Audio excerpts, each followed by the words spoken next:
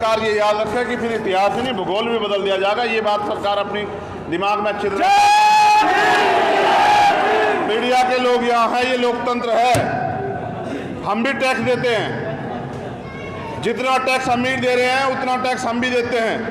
हमारे टैक्स के पैसे से सरकार चलती है। हमारी संख्या इस प्रदेश में ज़्यादा है। हमारा टैक्स लेके हमें ही लूटने का काम, हमें ही बर्बाद करने का काम करोगे तो दिन में तारे दिखाने का काम जो है बहुजन समाज करेगा। सरकार याद रखे। हिसार की इस पावन धरती पे यहाँ उपस्थित हमारी माताएं बहनें, नौजवान साथी, सम्मानित बुजुर्ग और जो साथी इस आंदोलन में हमारे साथ लंबे समय से काम कर रहे हैं, जिनकी वजह से मुझे यहाँ आने का मौका मिला, मैं उन सबका धन्यवाद करता हूँ।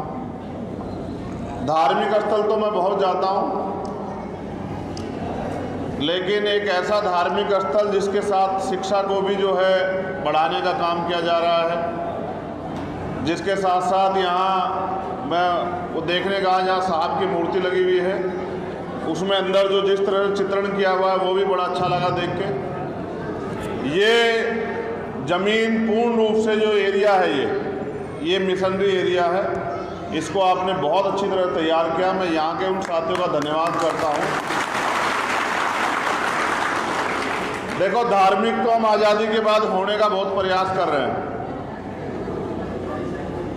लेकिन खाली धार्मिक होने से काम नहीं चलने का। जब तक आप अपने महापुरुषों के रास्ते पे नहीं चलोगे तब तक आपकी तरक्की नहीं हो सकती। धर्म बहुत जरूरी है। धर्म हमें जोड़ता है। धर्म हमें सही गलत का एहसास कराता है। हमारे गुरु संत महापुरुष हमें बुराइयों को, परेशानियों से मुक्ति के लिए रास्ते बताते हैं, आगे बढ़ने को कहते हैं। लेकिन इस देश में असली रास्ता